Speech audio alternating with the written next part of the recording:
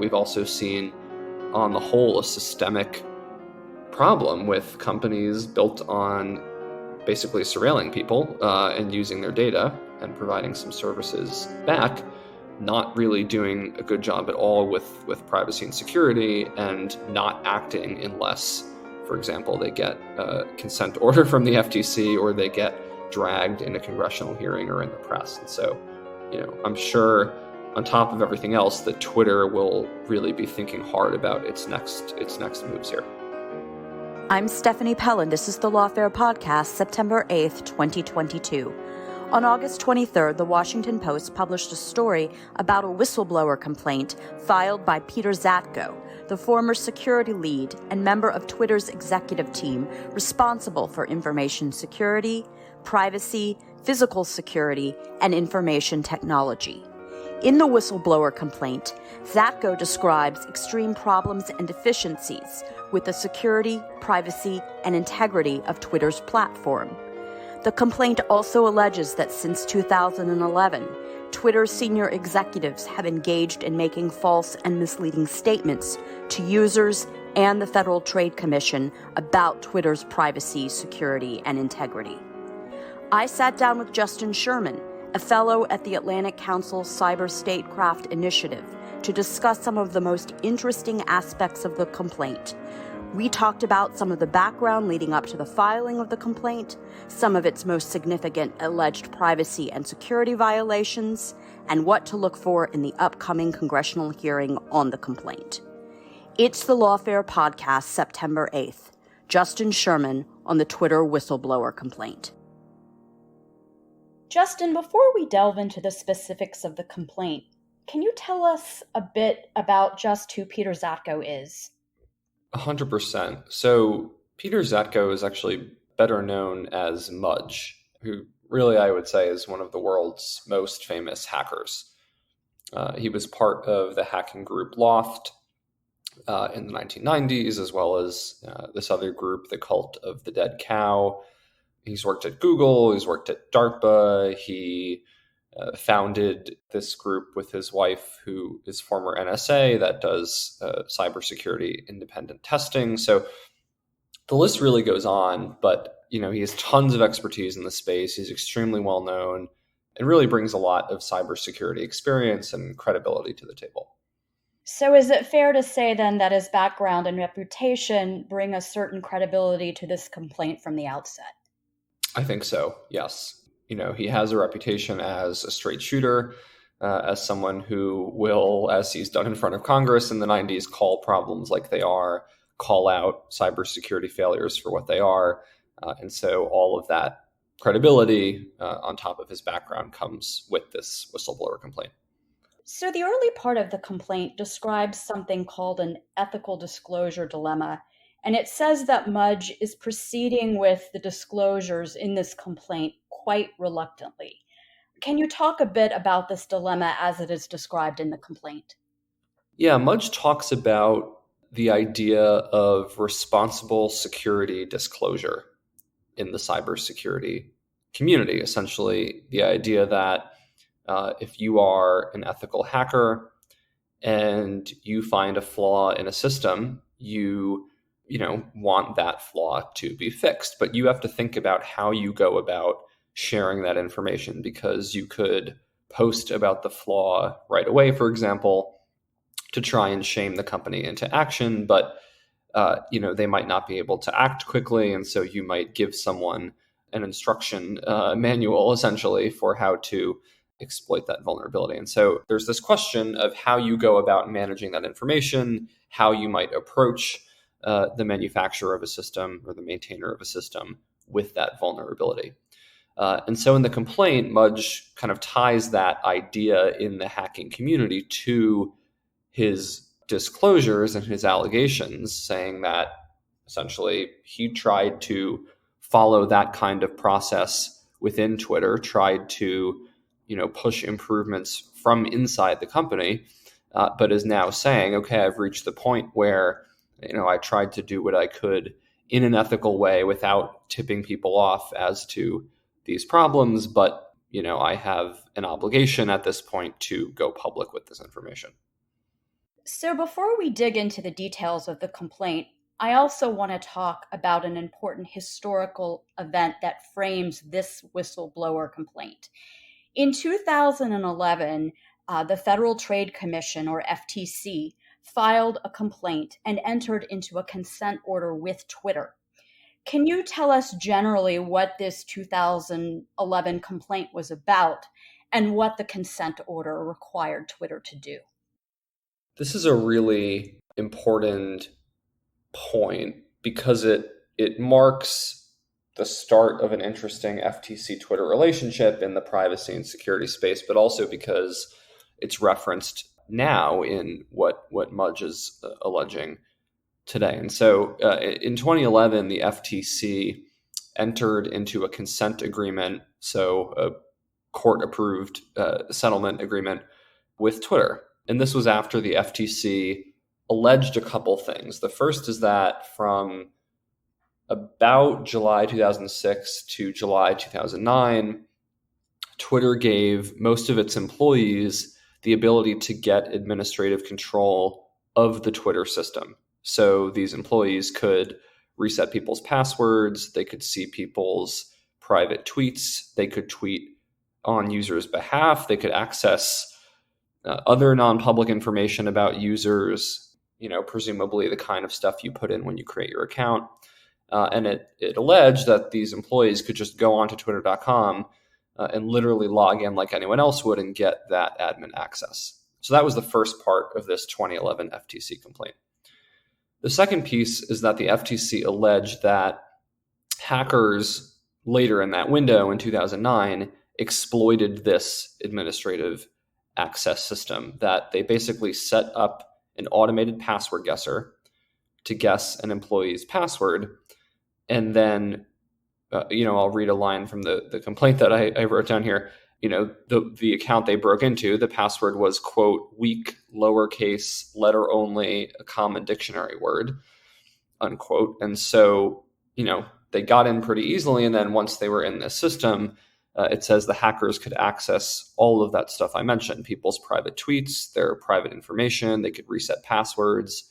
And the complaint alleged that because of this widespread ability to access the admin settings, that hackers were able to send unauthorized tweets out, including from the Fox News account and other accounts. So all to say, the FTC made these allegations and said that Twitter's claims that it had good security violated the FTC Act. And so Twitter agreed in 2011 to not mislead people about its security and its privacy behavior for the next couple decades, and B, agreed to set up a comprehensive information security program that would be independently audited over the next decade. And so there had already been, before we get to today, this Twitter FTC engagement, and the FTC already over a decade ago had been concerned about Twitter's security and data privacy practices.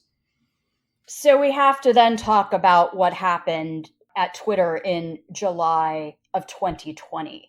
The whistleblower complaint that Mudge filed, it draws attention to the fact that Twitter was hacked by teenagers. Can you talk a little bit about that? Right. In 2020, a teenager in Florida hacked into former President Obama's account, then presidential candidate Joe Biden's Twitter account, accounts of Jeff Bezos, Elon Musk, many other people. And then through that, encouraged people to send Bitcoin to an account they had set up. So, Florida teen hacks social media account of billionaires and former presidents. It sounds like it's like a war games moment going on here.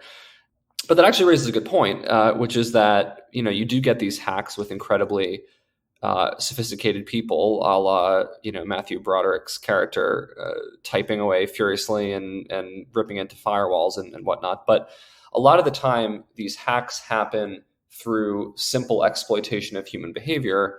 And here, Mudge's complaint says, the teens just pretended to be Twitter IT support, called up some Twitter employees, asked for their passwords, and got them. And so, boom, they were in the system, and then, were tweeting out from Bill Gates's account and others. So But going back to the journey of this FTC Twitter relationship, after this hack in 2020, the FTC drafted a complaint saying that Twitter had violated the 2011 agreement, actually for a different reason, which is that they said that Twitter for years had been taking users' phone numbers and email addresses, which users had handed over for account security, and used it to run targeted ads. And so, again, you get this overlap where there's a big security incident, then the FTC comes out with a different complaint about Twitter security practices, and this is all very much in the news.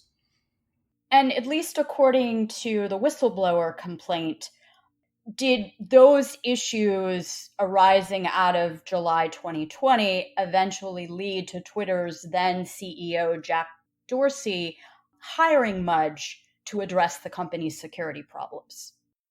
That's exactly what Mudge says, and that's also what a lot of outside observers had believed to be the case, right? I mean, we see this time and time again where big companies get breached or there's a big security incident, and for a number of reasons, including their own PR interests, they want to bring in a big name who is extremely adept at identifying those kinds of problems. And so that's what Mudge says here, is that's when Dorsey really looked to hire him and give him a super wide remit, looking at cybersecurity and privacy and some of the things that had been in the news, but also looking at corporate security, as in like physically securing Twitter's buildings and whatnot, and other kinds of issues.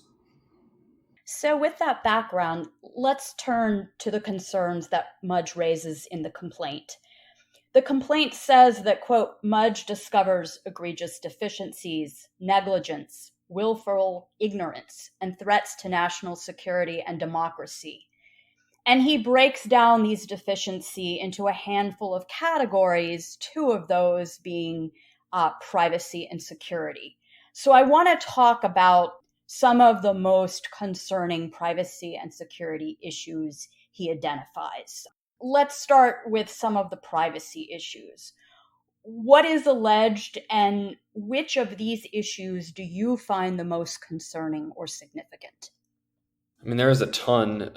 There's a ton in there. It's a long complaint, and I obviously encourage listeners to check it out. Mudge alleges that Twitter didn't really handle its internal data sets well, didn't manage them properly with access and other things. He said that Twitter is still allowing ads to people using their emails and phones that they gave for security reasons. He actually specifically claims that Twitter still continued to do this even after the FTC drafted its complaint. What else does he say? He says that Twitter misled the FTC that it had deleted users' data when they got rid of their accounts. The FTC asked Twitter this pretty directly. Twitter said they, quote unquote, deactivated those accounts fully. But in reality, Mudge claims Twitter actually had not really deleted people's information and apparently couldn't even account for some of these people's information. He says Twitter violated some of the regulations around cookies and user tracking in France, for example. So again, there's really a ton of different privacy issues raised in there. All of it's concerning. To me, I think the marketing piece is highly concerning. It's an interesting intersection of, lying to users about what their information is used for, saying just submit your email for account security, and then turning around and using it to target them with ads. It's a case of, in doing so, mishandling users' information and exploiting their information. It's also a case, allegedly, of lying to the FTC, essentially, or misleading the FTC about security and privacy practices. So, it's a really concerning thing. We often think about probably Facebook when we think about advertising abuses, but these problems of quietly gathering and then using or misusing people's information and then running ads and other things is a much bigger problem. And then the internal data set management relates to the same issue. Certainly everyone's familiar with Cambridge Analytica and other cases where large tech companies have gathered data on people and not properly maintained access to it. So, the allegation that Twitter has all of this internal data that's not really managed well is very concerning as well. So, how about the security issues? What are some of the most concerning allegations to you? One of the big things up top is Mudge says Twitter has had an abnormal rate of security incidents. Certainly I am not the person to talk about that really, or what constitutes too high or whatnot, but it really is a key allegation in there. He also claims, which relates to some of what we just talked about, that there aren't very good access controls vis-a-vis internal data. Who can log in and see things from the employee side, who can get access to different internal systems. And then the last piece I'd raise, which sort of relates to maybe another issue to talk about with foreign intel agencies, is that Mudge alleges that Twitter does a really bad job of dealing with insider threats, saying that it's essentially unmonitored, and that, claiming that a few cases where insider threats were discovered, that the company did not take appropriate action to address those threats within the organization itself. And there's also a reference to the fact that Twitter was becoming too dependent on foreign revenue streams. I realize that aspects of the complaint are redacted, but what did you make of that? Yeah, this is very interesting. Specifically, the complaint says essentially that Twitter took some money from Chinese entities, and that's how it's described. Like you said, it's very vague. There's some redactions.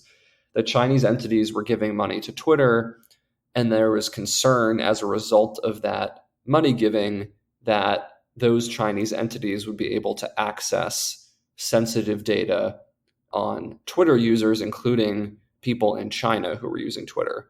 Which, again, if you're using Twitter in China, you are not supposed to be using Twitter in China. And so not necessarily, or the government wants to monitor you. So it's very vague. It's hard to know for sure what's being referenced there.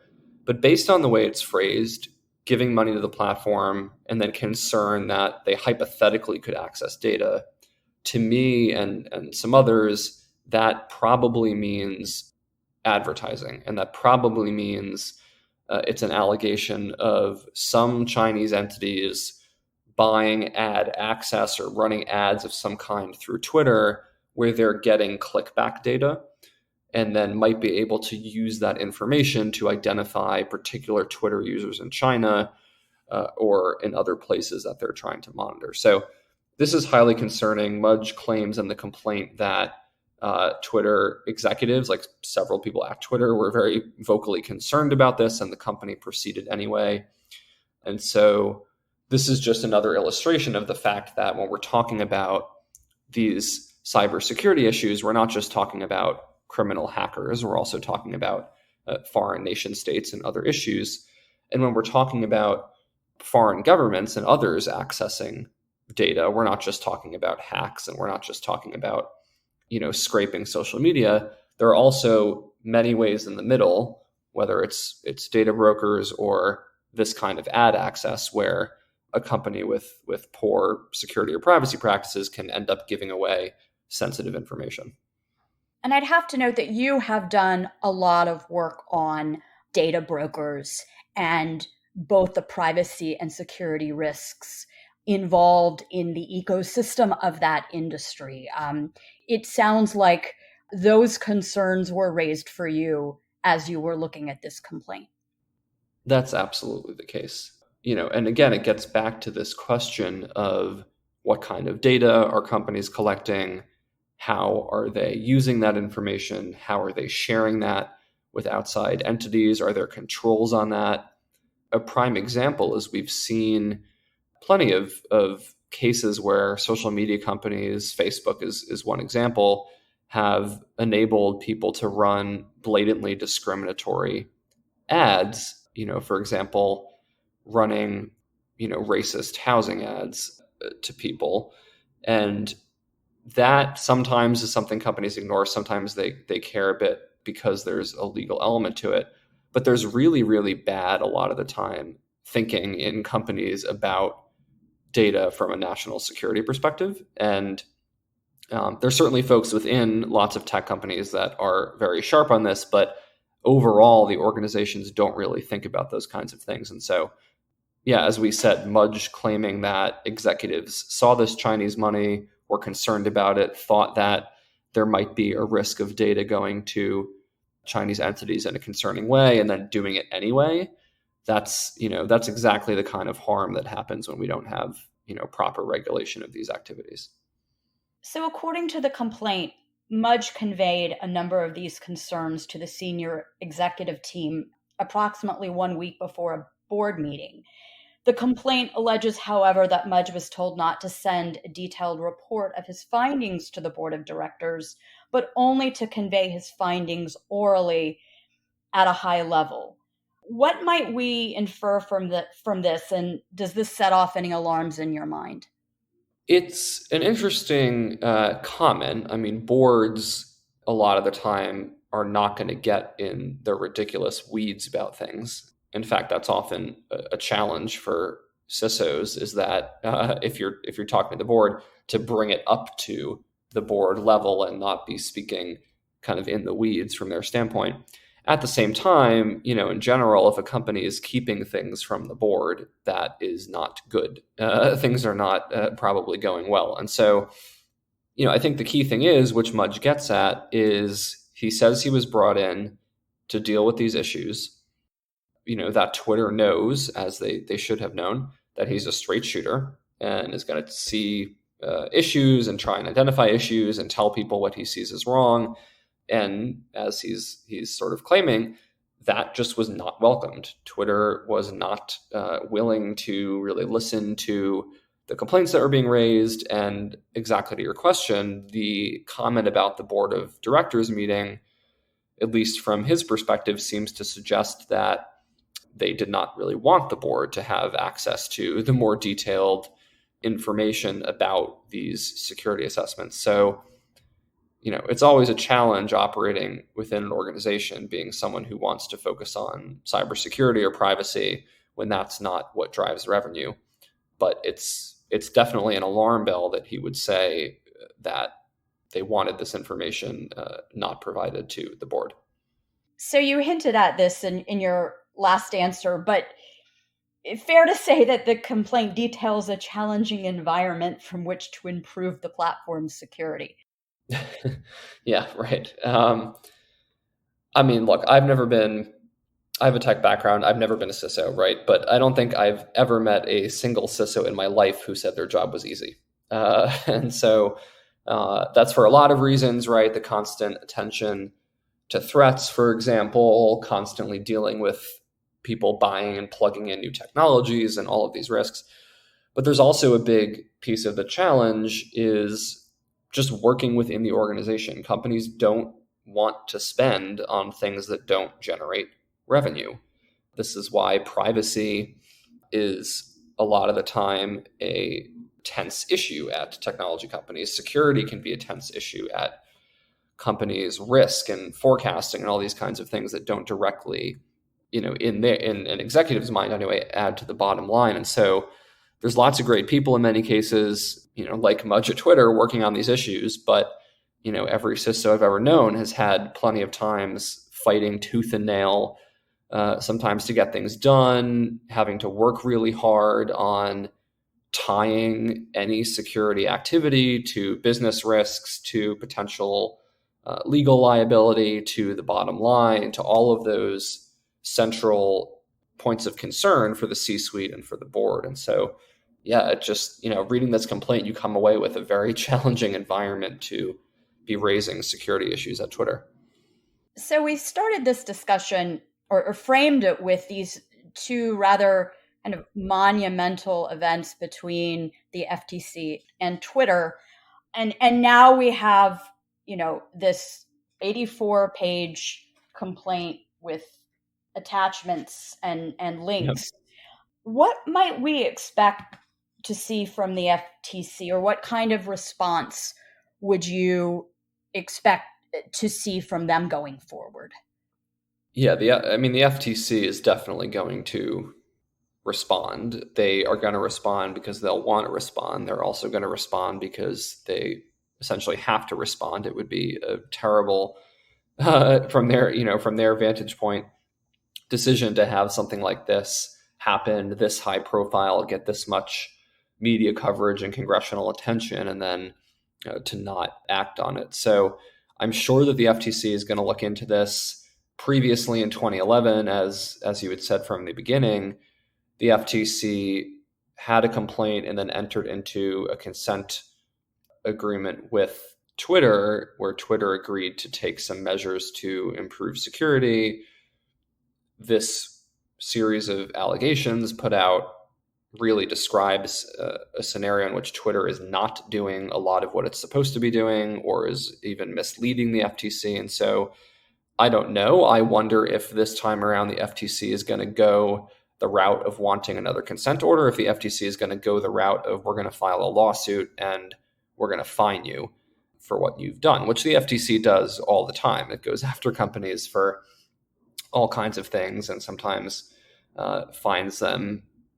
Companies sometimes get fined $100 million or more for different things. So I would not be surprised if the FTC, if it finds this stuff to be true, to take more aggressive action this time around.